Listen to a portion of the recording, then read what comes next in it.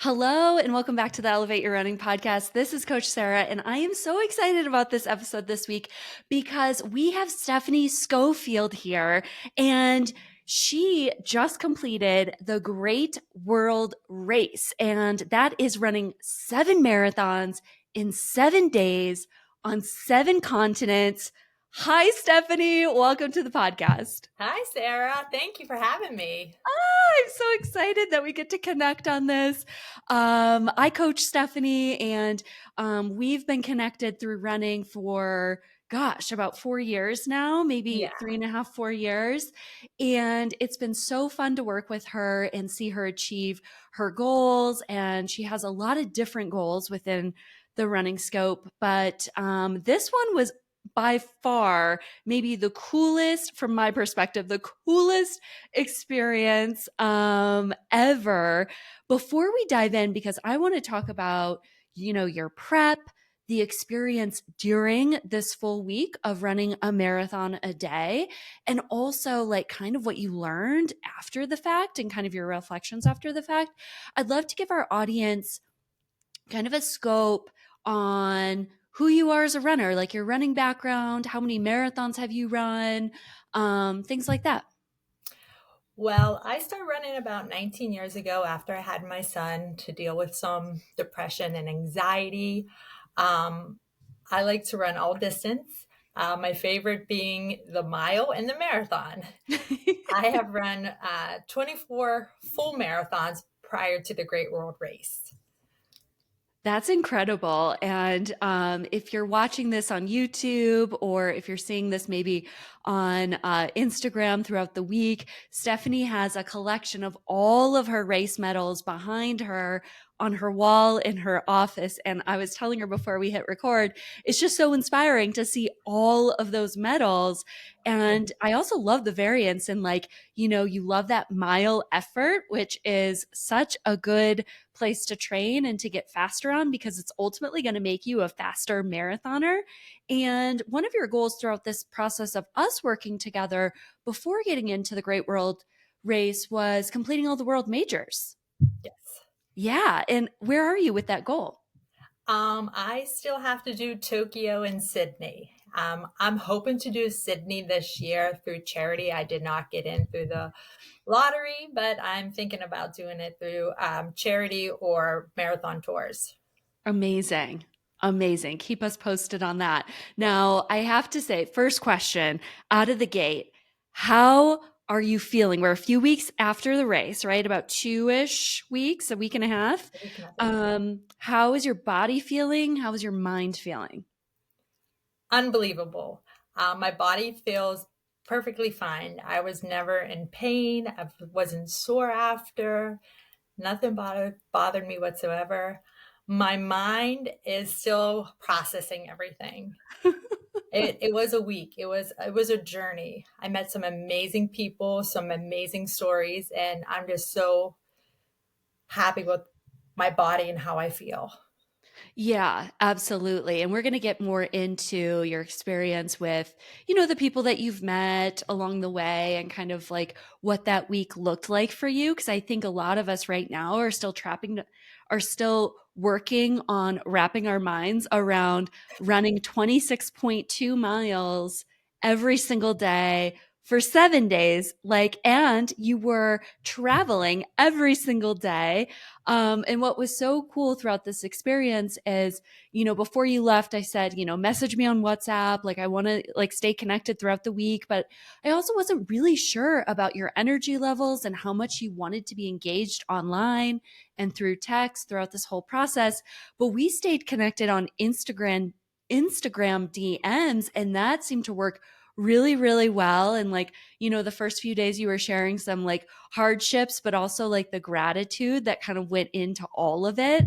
So it's really cool to kind of be with you in that process. So it was about last year, I want to say around this time you messaged me, and you were like, so I'm thinking of doing the Great World Race, but the half marathon edition. And that's a half marathon every day for a week. And I was like, oh, That sounds like a lot of fun. I think that sounds like a great idea. That's like challenging, it's fun, it's different. You've run so many marathons. You've kind of checked the box, I think, with a lot of your running over the last, several years. And I thought this could be a really, really fun challenge for her. I think this is going to be great.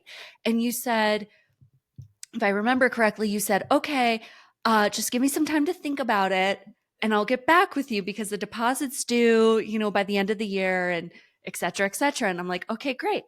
And then the next thing I heard from you was that you signed up, but it was for the marathon distance. And I was like, oh, that changes it a bit. But we had been working together for a long period of time at that point, like 3 years. You had run a handful of marathons. You have stayed healthy in the process of our time together. And so I was feeling really, really confident. I was feeling confident knowing that last year at this time, you had the Boston Marathon coming up Yep. in April. And then we were going to use that training platform to race, recover, and then propel you into this new challenge of 7 marathons in 7 days on 7 continents. Um, I have to know first, second question is what made you decide to sign up for this challenge? What made you decide to say, the half marathon isn't it? I'm going to go all in on the marathon. Well, when I start second guessing myself, that's when I know that I need to do something. I need to try it. I need to step it up. So that was I said, if I'm going to do it, just do the full thing. If I have to Yeah. walk, I have to walk, it's okay. Yeah, like you're already going to be in all of these different places around the world. You're already going to be running. And it's not like anyone's racing these marathons. It's really just time on feet and logging the miles and taking it step by step. Right. What was your why for why you wanted to do this? Was it the challenge or was it something else? No, I think it was the challenge. I think I needed to push a little bit. I needed to see what I can do. I'm getting older and it's kind of like in the back of my head, what can my body still do? I got to keep moving and stay strong. And so it was a motivation. Yeah, I mean, it really was. And I was so proud of you and your training cycle, really for the last year of training and how consistent you were. And, really going all in on strength, on running the Boston Marathon, on training, and continuing to race in this process between spring and when did I say we were cutting off racing? It was like around Memorial Day, I think, or Labor Day. Labor Day, yes. Yeah, yeah, there was like a Labor Day 5K, I think. Yes. Um, oh, and then you had the Great World Race 10K, and then it's like, okay, we have to focus on, just getting time on feet and really leaning into the training to get you through a full week of running a marathon.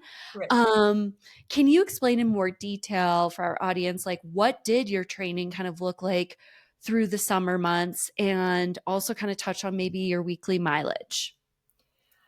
Um, I would say I was running 6 days a week, pretty steady. I Mhm. did a little bit of speed work. I take stride classes, which vary from tempo runs to speed work. But then I would say I would average about 40 to 50 miles a week. And then a couple weeks Sarah bumped me up there. I think I got up to close to 80 miles. Mhm. And I just focused on my strength training twice a week and try to stay consistent as much as possible. Even when everyone else was out doing things, I was like, I need to focus on my run. Yeah, you had like a lot of back-to-back bigger runs too. I think that was one of the bigger pieces in your training that I was really wanting to have you experience of a lot of like 90-minute or 10 or 11-mile runs backing up into or maybe behind a long run at 20, 21, 22. I think you got up to 24 miles in the long run. Yes. Um, Kind of in your peak, and that was around, I think you were high 70s for that week, and that was kind of your peak. So we didn't go, it was definitely high mileage, but it wasn't like you were running 100-mile weeks to get through this training. It was really trying to fatigue your body in a way that was smart so you could feel the fatigue. You were running on tired legs, but also it gave you the ability to adapt and go into this challenge ready to go. Yes. I did a lot of my training, I should say most of my training on a treadmill, which You blew did. a lot of people's mind when that were running their 8-year-old race. But at the end, I had a lot of people telling me I'm such a consistent runner, and I do chalk that up to the treadmill, the boring runs on the treadmill. Yeah. I mean, what makes you decide to do treadmill runs over outdoor runs? um, about 6 years ago, I had issues with my hip. I went to a couple Mm. different doctors, and they told me that I won't be able to run anymore. I needed a new hip. I happened to just find a doctor that was into stem cells. And so I had stem cells on both of my hips. He told me I would be able to run. He does not recommend me to keep running on the road. If I wanted to do like a track, which I'm not into that much, or stay on a treadmill. So I opted for the treadmill because I always like the treadmill. I feel safe and I can control the temperature and the conditions and watch TV or take Peloton classes. So I'm a weird one. I do enjoy the treadmill. No, I mean, I think it's great and it's super refreshing because, as we're heading into winter, a lot of us are going to be on the treadmill a little bit more. And it takes some time to adjust back into that kind of mindset of running inside. But you have found your groove with it. And it's been so fun to see you be so consistent and knowing that, you are a business owner and you have a very full life, you have a lot going on. And being able to run most of your training on the treadmill really did help you get the training in, which was the most important piece of this last, 6 months or so. I will say the only downfall for the treadmill, in my personal opinion, is the cold. I know I struggle in the cold with the wind. Even when we were in Europe, it was 55 degrees, but the wind. And luckily that day, a gentleman that I was running with, his pacer came, his coach and pacer, and he paced us and he let us duck behind us to cut the wind. So, but I know that's something that I need to work with more winter, windy running. Oh my gosh. I mean, windy running is probably it, in my opinion, that's the hardest weather element to run in. If you have strong headwinds coming at you and you're trying to run into it, that's extremely difficult. Also, I didn't know that coaches could jump in and pace their athletes. Is Yeah. this It was just he lives in Germany and it was a 2.5 hour flight, so he just brought his family over. He stayed on the course and it was really fun. And so Oh the my day gosh. before I actually ran with the guy and he said, "Hey, my coach is coming." And I was like, "Oh, okay." Didn't think anything of it. And we were just running the same pace. I'm like, "I'm gonna hang with you guys for a while." And he said, "No, you're stuck with us for the rest of the race." So I stayed with them and we Oh all my finished gosh. there. That's so cool. So Europe was day 5, is that right? Yes. Okay, so day 5. So for day 5, 6, and 7, you just kind of stayed with the same pack? Just on day 5. Oh, okay. Yeah, because he just came that day and he left. That's so great. Oh my gosh, that's so fun. And it makes it, I'm sure it kind of broke it up a little bit too, of maybe the monotony around all of it. But before we get into the actual experience of the race, I do want to touch on, your prehab work to stay healthy, to prevent injuries, and your strength training plan. Like you mentioned, you were strength training twice a week. Were you focusing on lower body, upper body, full body? What was kind of the scope of that? Full body, and I did heavier than I normally would. I start Mhm. getting a little heavier with my weights and just staying consistent with it. I have a gym here in Pittsburgh, and they just kept me in line, and I appreciate them. They knew what Yeah, I was doing, and when I said I had a long run, I had to go easier on my legs. They made sure that I was going heavier on my upper body, so it that's worked out. incredible. Yeah. Yeah, and I've seen videos of you in the gym. I think it's been through maybe your gym has posted them, and you're so strong. You look incredibly strong, and that's one of the biggest, I think, key elements to any athlete as we head into, an endurance cycle. And this is like an mega endurance cycle, and you stayed healthy in the process. Yes, I'm very thankful for you and for my coach at the gym for my strength. um, okay, well, let's get into the experience. So I want to break this down over, kind of the schedule of the 7 days. So as you got into the first day, which was supposed to be Antarctica, which is like probably the coldest environment ever to run in, plans changed. Tell us what happened. So we all arrived in Cape Town. That's where we all met, and everyone was getting ready the day before. We were supposed to fly to Antarctica, and we weren't getting any updates. And we were kind of confused because we were getting email updates keeping us posted on our schedule. Well, later that night, we all got an update that the plans have changed because the day we were supposed to fly into Antarctica, it was going to be perfect conditions and great weather to run in for Antarctica. Well, the ground was too soft that we couldn't land a plane because it was too soft on the ice. So we had to switch and run Cape Town.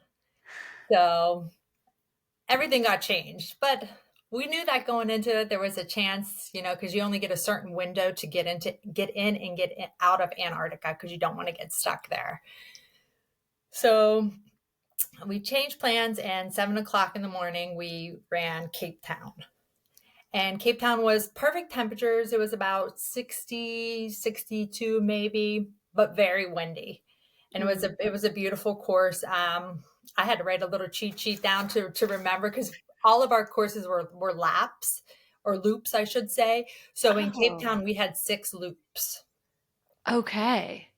So started, I felt pretty strong in my Cape Town run. And then I got hit with the stomach bug. And so I had to walk probably at least 15 miles because I was not feeling well. And I stopped and saw the doctor, and they gave me some medication and offered me IVs and just evaluated me and, decided that it was okay that I walked the rest of it. How long did that first marathon take you? Almost 6 hours. I think it was like 540 maybe, 547, something like that. Yeah. Did they put a time limit on each day? All the races, we had 8 hours. Okay, great. So you were well within the time limit. What was going on in your mind? Because this is the first day, and you're like, okay, we've already switched locations, or, you had started in Cape Town, but that wasn't supposed to be day one, and you're getting sick. So what's going through your mind at this point? To be honest with you, I was panicking because I Mhm. felt really sick. I mean, I got sick numerous times on the course, and all I kept thinking about was I have to do this again tomorrow in Antarctica. I knew that my nutrition was gone, I was dehydrated, and I was going to be cold, and we weren't sleeping well. And then after the race, I found out 14 hours later, we're going to start the race in Antarctica. And I Oh. still was not feeling well. I mean, I was afraid to take any fuel, any food in. So I was in a bad space mentally and physically. Yeah, and going into one of the coldest races too, and cold is not your jam. That's No. like not what you are excited to run in. And plus, Antarctica is just like so cold. How cold was it when you were going into day two? It was so when we got there, it was minus 30 degrees in Wow. Antarctica. But the wind chill, it was what was brutal. Yeah. And soon as we all got off the plane, I think we all felt the same way, almost like we weren't prepared for what we just landed because they made it because last year was perfect conditions in Antarctica when they ran it. So this year it was just the opposite. It was very cold. A lot of us were extremely cold. A lot of people got frostbite. It was wild. Yeah, you were wearing a full bodysuit from Instagram. They did the Great World Race did an excellent job keeping everyone updated online with pictures and finishing times, and there was one of you in this full black suit, like everything was covered, including your face. But you had your hands up in the air, and I was like, that is so Steph.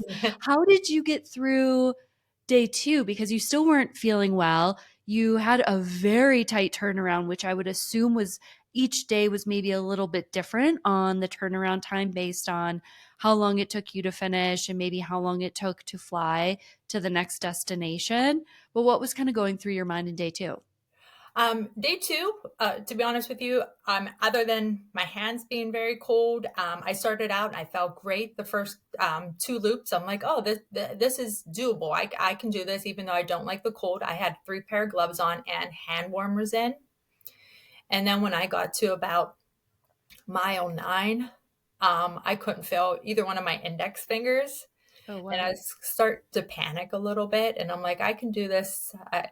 There were 2 spots that you can go in. There was a spot about um, the halfway mark on our loops, and you can get hot chocolate. And there was a doctor out there. And then there was where we started, there was a little hut where there was a fireplace. So I said, if I get through this loop and I can go to the fireplace, I can warm my hands up. Well, I think I mentally kind of shut down when I went inside because like I start panicking. I know that I had to go 5 more loops and I couldn't feel my fingers. I was hungry. I shut down. So I opted to do the half marathon in Hmm. Antarctica, and they said that was fine. A few people did it, to be honest, but what happened was I heard the doctor pull the guy that was one of the lead runners off the course. And he said, if you don't keep your buff up over your nose, you're going to lose your nose and I'm going to keep you off the course. And he ended up getting frostbite all over his face. It was a wild day. It was wild. Wow. But I knew, like, I mentally checked out probably mile 11. I got in my own head about my nutrition and just my fingers. I could not feel them.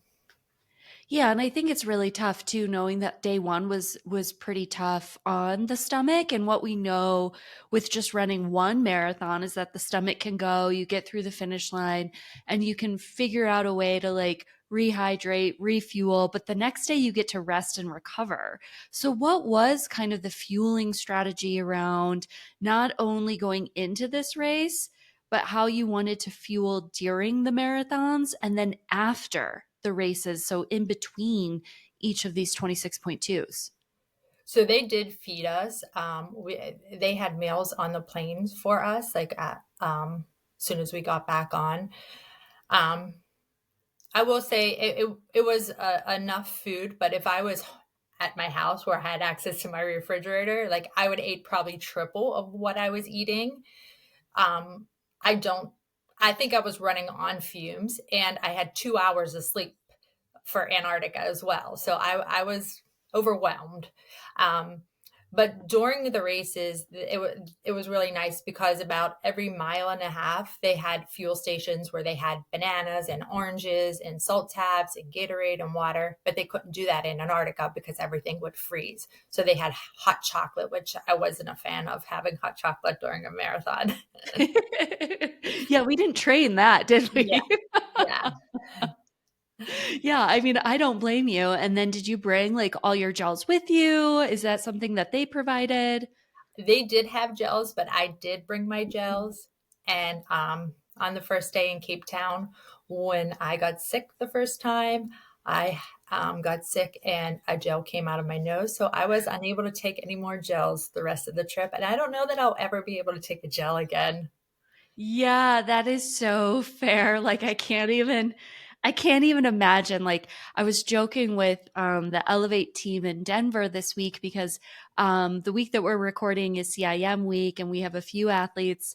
There's actually a handful from the team going to CIM, but some in Denver are looking for the SAS electrolyte gel that is, really popular right now and it's sold out on the feed and that was the gel that turned my stomach at Chicago. And I was like, oh, please, I will pay you to take this gel out of my house. Like, I don't want to see it. Like, anytime you have that experience, and I think we can all relate to that on some level of maybe it's in the last 5K of a marathon or on a hot, humid summer day, you're just over it. And it's a gel that you're probably not going to take again. Do you think it's going to be just that one gel or all gels in general? Um, well, I did try one of their gels because it was a Morton's that came out of my Oh, nose.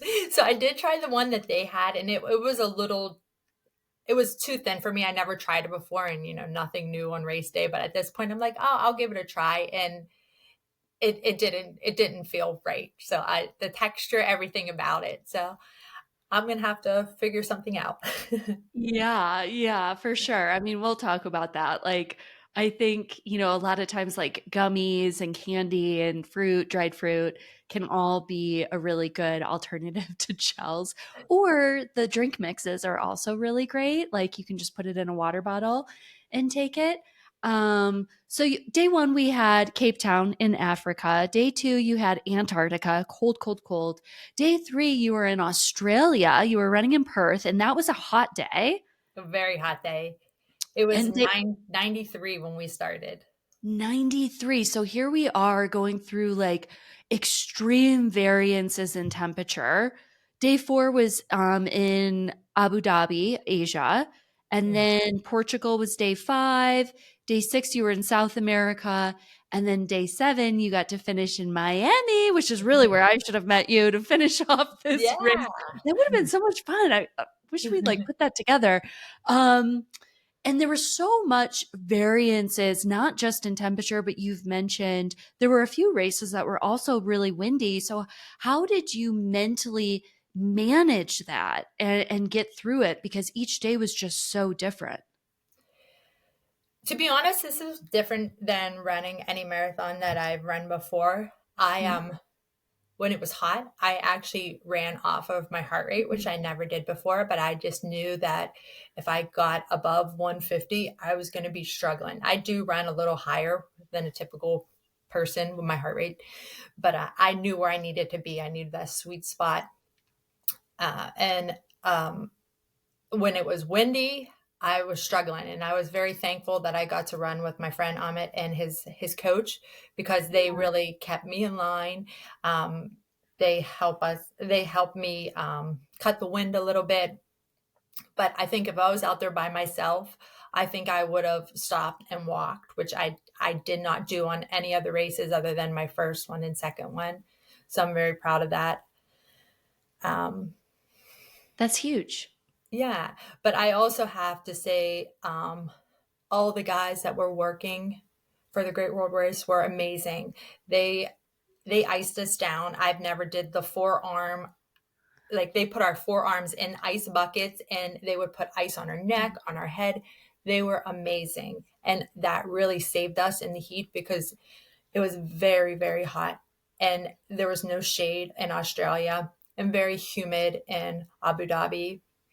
But the crew that they had, they helped us tremendously. And they were our cheerleaders as well. They were coaching us along the way. It was a great staff. It was a great experience. Oh my gosh, that's so great. And that's like everything you want it to be, right? Because there's only a certain amount of people that get accepted into this experience. How many people total were running? 60. 60 people. So it's large, but still in the grand scheme of things, still a small group of people that this team can help manage to the best of their abilities to make everyone feel successful and feel like they can get through it and achieve their goal of getting through, that finish line in Miami. Yes. That's so, so, so cool. How did you feel like, because you trained on the treadmill, which is like you're just in the same type of condition every single day. So were you worried about the weather going into this experience? Or were you like, hey, I'm just going to go with the flow at this point? I mean, you've run so many marathons that one of the best skill sets that we can have as a marathoner or an endurance runner is that ability to adapt and shift. And it seems like you really did that extremely well, especially with the change up from day one of like, hey, actually, we're not even going to Antarctica today. We're going to stay in Cape Town. So, how did you kind of get through that, training inside to all of these other weather variances? I think I did okay, other than Antarctica. I think Yeah. I do better in the warmer weather.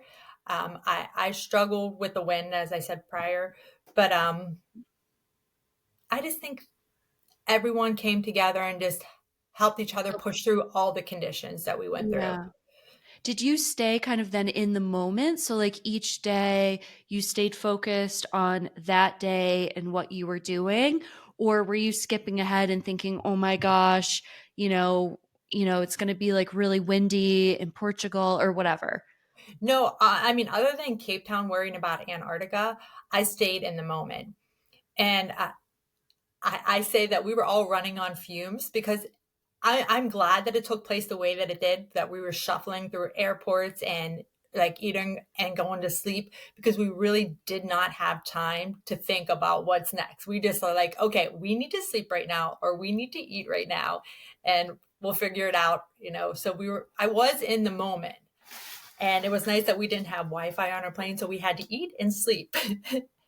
Oh, for sure. Could you imagine? It'd be like, trying to talk and text to all these people when, recovery is probably the biggest aspect in between running and maybe even arguably saying while running, you're recovering from the day before. So give us a snapshot or a picture of your travel experience. Were you flying through commercial, like on commercial airlines? Were you flying through like typical airports? Were you on a private plane? Kind of talk us through that. So we were on a private plane. We had a private charter, but in Antarctica, you only can fly in through. It's private, but it's their own commercial plane. So we flew in on that. Um, but our charter was amazing. It was Madonna's charter when she toured in Europe. So everything was like first class. It was great. It was funny at like when we would all get on our plane, we would all put our compression boots on and wait for our meal to come, and it was definitely an experience. I don't know I'll ever be able to sit in just a normal plane on a Southwest flight and not think about, oh, what am I missing out? I know. That's actually very interesting. It's a reason why not like I would fly first class, but you know how sometimes you have the option to upgrade and you're like, hey, that's actually a pretty good deal. I'm gonna do Yeah. that. I like refuse to do it because I'm like, it's gonna like ruin the flying experience for me moving forward. I mean, Madonna's plane, that is a vibe right there, which Oh is yeah. like, I mean, what a cool, like, this really was such a good, I think, a really healthy experience. Like, I feel like the team from the Great World Race put on such an incredible week for you and really made it special in your own, in its own way. In terms of like the recovery after or in between each of your races, you mentioned like the Normatec boots or the recovery boots. Did you have to bring your own kind of supply of recovery tools, or how did that work? Well, we did. I mean, if we wanted to, but we had physical therapists with us, and they would massage us after. And if we needed any work, they were there. We had a doctor with us, and a couple locations there were doctors as well. So they took care of us. And not only were they our physical therapists, our massage therapists, they ran the race. They were there at our aid stations. They did it all. These guys were amazing. Oh, that's incredible. Did you take up the offer to get a post race massage every day? Yes. I And I would, yeah. love deep tissue, but these guys, they found I mean, because I would literally get done running and I'd lay on the table like 5 minutes later and they would find every knot and I would scream. They were amazing, but it helped. I mean, it truly helped. So I never had like any pain anywhere. That's what I was concerned. Like, I'm like, something's going to be sore, something's going to hurt. And I was waiting for like a delayed nothing. That's incredible. And it really does speak. not just to the training, but really the recovery efforts in between each of these experiences because you're running the race. Are you then like getting the post race massage? You're getting in or getting on the flight and you're flying to your next destination. Is that kind of how it works? Do you have a hotel? Can you kind of walk us through that? So when we were in Cape Town, after Cape Town, we had our hotel. We could stay in for a couple hours, and then we flew out. And then, of course, there was nothing in Antarctica, so we had to fly back to Cape Town and get on our charter. So we were still not in a hotel. So when we flew to Australia, they have a marathon club, it's called. So that's where we started, at the marathon club. And afterwards, it was a very large like banquet room, and we kind of were like laying around. They ordered us pizza and we kind of recovered there. We had I believe we had about 5 hours after the race to just hang out there before we had to get to the airport. And then when we were in Faro, we kind of hung out in the area where we started. There were showers there for us to shower. But then when we got to Abu Dhabi, we had a hotel, which was very nice. We had it for a couple hours. And of course, when we were in Cartagena and Miami. So that was nice. That's incredible. So things were changing every single day. So it wasn't like a very consistent schedule of we run every day at 7 a.m., we recover for 3 hours, we then get on a flight, and then we get a hotel. It was all very up in the air, kind of based on where you were and what you could kind of get at that time. Yes. But we made it work. They made it work. That's so cool. Share more about your sleep experience because it doesn't sound like you slept a lot. Did No, it, I, did it I get better? actually, pardon me. Did it get better throughout the process of the week or was it just terrible? No, it was pretty much 2 to 5 hours at the max. It's it's not that it was hard to sleep on the plane because it wasn't bad, but they woke you up for breakfast and dinner, and even if you didn't want it, you still hear the people around you and the service going on. So I would just get up because I'm like, I need nutrition. So whatever they're feeding me, if I can get 20 minutes after I eat, then I'll get 20 minutes of sleep after I eat. But the sleep was pretty much not there. Yeah, that was one of the first things you texted me. Yeah. It was getting sick, dropping down to the half on day two, and not sleeping. And I'm No. like, oh my gosh, this is a lot. But also, also what you had signed up for, right? We knew Yeah. that there was going to be a lot of different obstacles that kind of came up, not just over the course of one day, but all 7 days. And it just kind of stacks, in my opinion, of like, getting the stomach bug or getting sick on day one bled into day two, and you're already sleep deprived at that point, and it's just like kind of building and building and building. Are you caught up on sleep now? Oh yes, I Oh, am. good. I am caught up on my sleep. Good. But That's I incredible. a couple people posted afterwards a couple of stats, and one that kind of blew my mind was that we actually did this from the time we started and the time we started in Cape Town to the time we finished in Miami. It was 6 days and 7 hours and 30 minutes. So it Oh, wasn't really cool. 7 full days. So I'm like, wow, that's so crazy. That is so crazy. So even on a more like time constraint of, yeah, not a full 7 days, it just makes it Mhm. even that much more incredible and inspiring. Yes, Let's it talk. was. Go ahead. I'm Go sorry. ahead. No, go ahead. It was an amazing experience, and I I'm not doing it justice by telling my story because so many people have so many amazing stories. It's a cool experience.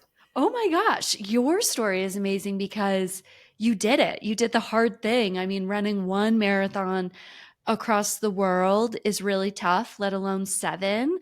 And also kind of experiencing the variances in weather and your body kind of rejecting, maybe certain foods or certain gels or the weather, and also like standing up for what you knew was going to be the right decision on day 2 when you were in Antarctica. It's like if you're not feeling like your index fingers and you're mentally in a really dark place, not even halfway through the race, I think it was super smart for you to pull back, because I think it did really propel you forward on days 3 through 7 for you to be able to complete them. And you completed most of these days within like 4-ish hours. Yeah, I was excited about that. Me Um, too.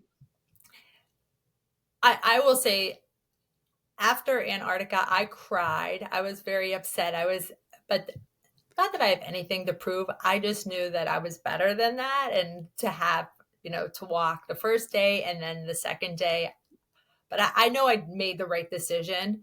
And afterwards, I was like, okay, I can do this. I got my nutrition down and I can just go out there and just have fun. And what I start doing, and it really, really helped me, is because we were on loop, so we were passing the same people, back and forth. I just, every time I passed someone, I cheered them on and they did the same. And it was just like, we were in this together. We are in the pain cave together. We can all do this. No one's doing this to win anything. We just want to, prove ourselves that we can do this and finish strong. And we all did it. And I'm so excited for every single person I met. So many strong humans out there. That's so cool. And it's like, sometimes when we're standing at the start line of a marathon and you kind of look around, you all kind of have this unsaid like energy and vibe, and you just like get it, right? Because like, Mhm. what everyone has kind of gone through to be able to get to that start line or something close to that. And I have to think it's kind of similar of like, you're in this together. It's one foot in front of the other and helping support each other complete each day to get on to the next day to be able to complete this entire experience. So it sounds like you were pretty close with the 59 other people who are participating and supporting each other, connecting with each other maybe after the races. Can you kind of share more about that? Yeah, we would have dinner together and hear each other's stories. And like I said, there's so many amazing stories, and we'd all encourage each other. Talk. Everyone would tell what was hurting them and what was part of the day that they liked or they didn't like. But no one was complaining about running. It was like, all right, Good. we are so grateful to be here. We're so lucky. We're gonna do this together, and we did. That's so cool. Like attracts like, right? Yeah. And like you all came together, and I think it would have been a really tough experience, at least for me if I was there and it was like negative talk about like how tired everyone was or whatever. And just being there and being grateful for the moment and the opportunity and knowing it's supposed to be hard. It's part of the process, and leaning into it rather than leaning out or kind of, restricting. And I think that's really great. It was I have to know, did you listen to music at all when you were running? the whole entire time. The entire time. Yeah, the whole entire time. That's why when I was running with my friend and his coach, and I had my music blasting in my ear, and I'm, cheering the other people on, and they're across the street. He said, "Do you think they really can hear you?" I says, "Well, I hope they can, and if not, it's making me feel better anyway." Yeah. But Yeah, give you some energy back. yeah, That's so great. Now, did you have playlists set up? Did you hit shuffle? Because shuffle. that is a lot of music. Shuffle. And it was funny when I was in Antarctica on my last lap that I did, Christmas music started playing. I'm like, how appropriate is this? That's so funny. You're like, I am definitely feeling the vibes here. And then when I was in Abu Dhabi, I think it was around my third or fourth lap. And at one point, I'm like, I think I'm starting to hallucinate. I'm hearing voices. And so I kept running and I kept hearing them. So I pulled out my headphone. Well, I didn't realize they have prayer and it goes throughout the city. So they have speakers throughout the city. So I was not hearing voices. I mean, it Yeah. really was going on. But at the time, I can hear my music and I'm like, I know I'm hearing some guy speak. What is going on? then I realized what was going on. And that was a really cool experience as well. It sounds like each day was just so different and unique, and you could kind of just soak it up for what it was and be in it. Yeah, each day definitely was unique, but my inspiration was there was this gentleman. He was 82. His name was Dan, and it was his fourth year doing this, and he walked every course with a smile on his face. And he was just such an inspiration. He That's so cool. Every time I walk by him, I'm like, this man can do this. I can do this. It Right. was great. Yeah, you were all in it together. Are you connected to them in some way, shape, or form? Are you on like a WhatsApp channel, on Instagram? Both. We have a group we started prior to our officially meeting in person on WhatsApp, and we still daily message on that. And a lot of us became Instagram, friends, and some Facebook as well. That's so cool. That's Yeah. so cool. And it's going to be like lifelong memories for sure. What was your favorite moment of the week? My favorite moment of the week, honestly, I'll have to say when I was in Portugal and I crossed with my friend and Yeah. his coach. But after that, my friend who lives in the Czech Republic, he came and surprised me at the finish line, and I didn't know he was coming. So I was so emotional and Oh, homesick at that point, and then having him show up, it was the highlight of my week. that is so sweet. Yeah. I love that. Um, Polar opposite. What day was the hardest and why? I think we kind of know, but we'll touch base on it again. I will say just Cape Town because of getting sick so many times. I was more embarrassed that like people were coming over to check on me, and like it was just a hard day, and it was hard because just to start that way, that's the start of Yeah. the week, and this is where I'm at. So I was pretty Yeah. defeated. Yeah, I could understand that for sure. And it was like you had nothing but room to like gain throughout the week after starting out that way. And I'm Right. glad you did. Yeah, it's like you just got stronger and stronger um, throughout the week. What was maybe the most unexpected challenge of the week? Good question. The most unexpected challenge.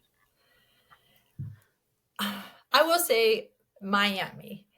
Um, I was Oh, really excited that like my family was going to be there, my friends were going to be there, and to be honest with you, I asked them not to be there when I started because I wouldn't want to start.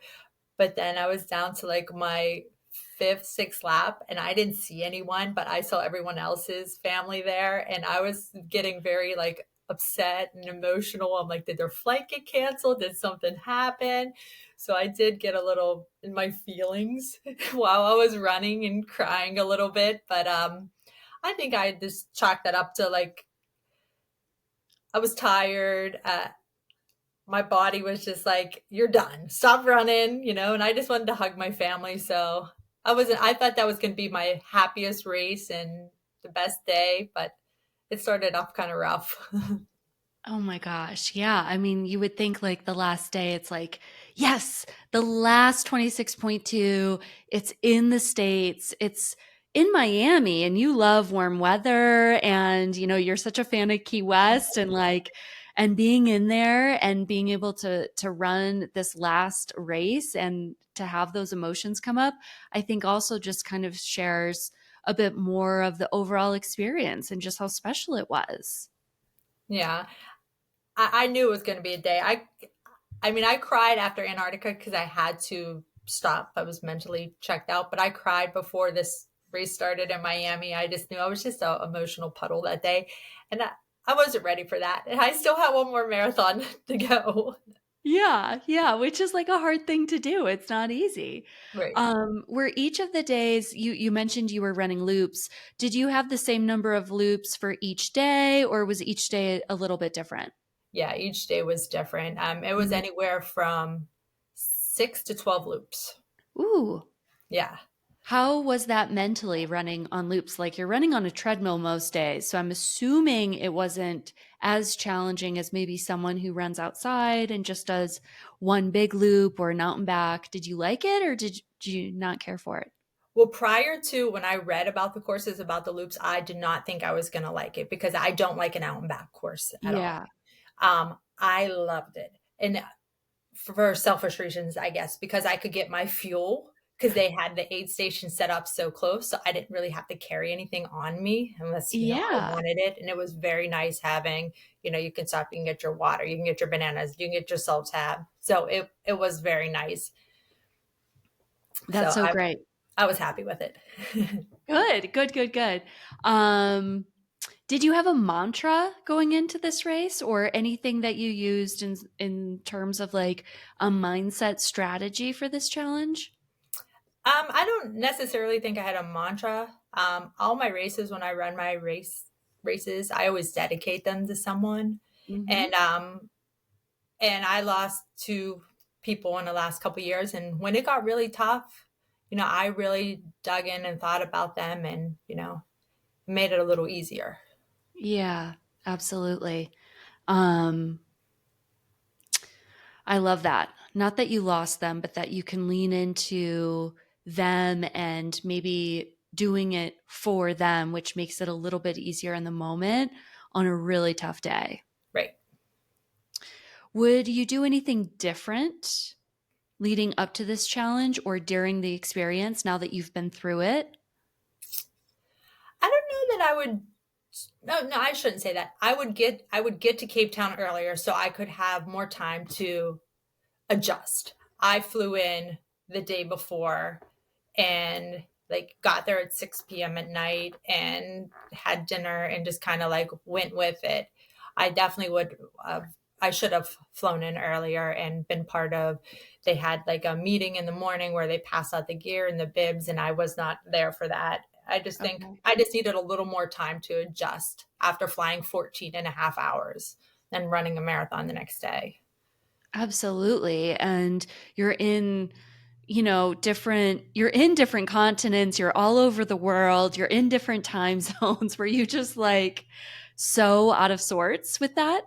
I was, and then when I would try to like call Yeah. my husband or son, I had to like Google what time is it in Pittsburgh because I our clocks would change, but they wouldn't change and fast enough to get to the wherever we were next. So I had no idea what day it was, what time it was, and I wasn't the only one. We were all in the same boat. We just went Yeah. with it. It worked. Yeah.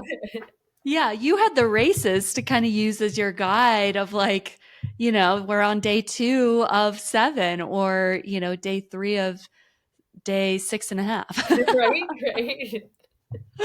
Um, so now that you've been through it, would you do it again? In a heartbeat. Ah, oh my gosh, are you doing it again? Oh, if it wasn't so expensive, I would commit definitely. But For I sure. did I did think about I shouldn't say I did. I am thinking about it. Okay. I'm That's telling you, like incredible. I said, it was a once in a lifetime experience, Uh-huh. but it changed me in that short amount of time. It really did. I don't know how to explain it, but just being in different environments in different countries, being with so many different people and hearing their stories, I feel like they made me a better person.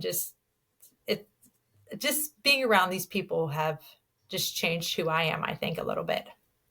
That's incredible. And now, are you speaking of the other runners on the team or the Great World Race staff or everyone?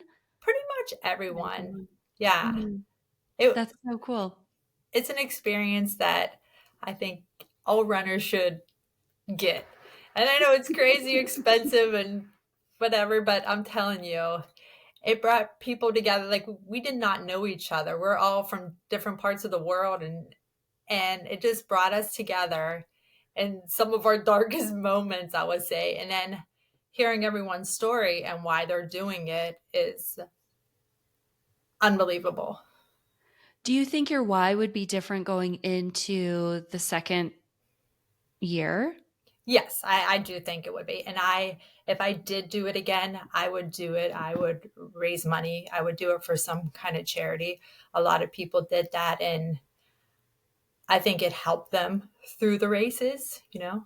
Yeah, have a stronger connection or a stronger why Yes. around all of it. Yeah. Yes. I mean, I don't want to sound selfish, like it was about me out there, because it wasn't. It was about all of us, but they had a more deeper why they were doing it. The one team, they raised over $1 million, which is Wow. unbelievable. There were four runners and they raised over $1 million. And the one lady on their team, she was a blade runner, and it's seeing her out there every day, so inspiring, so inspiring. How Such a has strong woman. Yeah, how has it changed your running then now? Now that you're back in Pittsburgh and you're back to it, you have run a few times. You've I taken a stride have. class. I have. I did take it easy. I wasn't doing anything crazy. But I will say I'm itching for a long run. I That's really so want a long wild. run. That's so wild and so great at the same time. Yeah. So do you have any interest in running like an ultra or a Moab? Like the Moab 240 is a 240-mile race in the desert. Are you at all thinking about that? Is that kind of on your scope for what's next? No, I did one ultra, probably 7 years ago. It was a 50K. I'm not. I like the road racing. 26 miles is plenty for me, I think. Before I think I would shut down. Yeah. I mean, you might be able to do it every single day for a week straight, but Right. Yeah. I get it. We all have our thing, and the roads are definitely different than trails, and stacking up the miles and the time on feet. You had some incredible race kits throughout the week. Did you bring 7 pairs of racing shoes? Because I know you have an entire closet of carbon plated shoes. Or did you only bring a few and then rotate? I brought 5 pair, but because they were icing us down and everything was soaked, I threw 3 pair away Oh, because yeah. they were wet. I didn't want to put them in my back in my luggage. I already, logged some miles on them here, so they weren't. Well, I shouldn't say. My pink ones were brand new, and I did throw them away, but I did wear them twice. Oh, yeah, yeah. Those were super cute. Yeah, you had great kits, which I know is very superficial in the grand scheme of things, but sometimes when you look good, you feel good, and I think anytime you're in a setting like this, every little thing makes a difference. I agree there. Everything. So what is next for you? Boston. Yeah, we have another Boston coming up. That'll be so great. And I'm gonna do the Pittsburgh half. I would like to do that for some speed. So Yeah. we'll see. And who knows if I'll do Sydney or the Great World again. Yeah, that's so cool. I mean, I think both experiences would just be amazing. You can raise charity or raise money for a charity in both settings if you want to. And we'll for sure, I'll definitely share any sort of fundraising link that you have if you decide to go that route, not only to this podcast audience, but also to the Elevate team and everyone that's involved through Elevate. Is there anything that we didn't talk about today that you wanted to talk about? I just want to thank you and your Oh, team and everyone for getting me through this. Honestly, like you're the so little sweet. messages, so that like meant the world to me, and your coaching seriously got me to where I needed to be. So I'm very grateful and thankful for everyone Mm, that's been yeah. behind me. I appreciate you so much, and I think it makes my heart so happy that you not only felt great and you were able to get through the week feeling grateful and your body's feeling good and you felt like you were able to do this, but also on the grand scheme of things, like knowing that like the team is also supporting you is like one of the best things that I can hear as someone who is community driven. And I really love not just, like a local team. We have a team all across the country, and these team members come in and lift each other high through social media. There's so much that goes on that I hear like little snippets of, and I'm like, oh, it just makes me so happy. So I'm really, really, really glad that they were there for you and supported you and cheered you on. Me too. It meant the world to me. And I That's hope I can incredible. repay everyone during their journey. Okay, I have one more question. And a lot of the questions today came from not only the Elevate Instagram page, but also the Denver group training team. They were very invested when you were halfway through this experience of asking me, like, well, how is she doing? What's going on? They had all the questions. Good. So earlier this week, I said, well, I am talking to Stephanie, so I'd love to hear what you want me to ask her. And this is a question that's come up before when we met Grant Fisher, who is a middle distance Olympic medalist. And it has nothing to do with your experience in the Great World Race. But Oh, okay. Will would love to know, do you prefer Sabrina Carpenter or Taylor Swift? Believe it or not, Taylor Swift. I became a Hey! Swiftie in the last year. I was not a Swiftie before.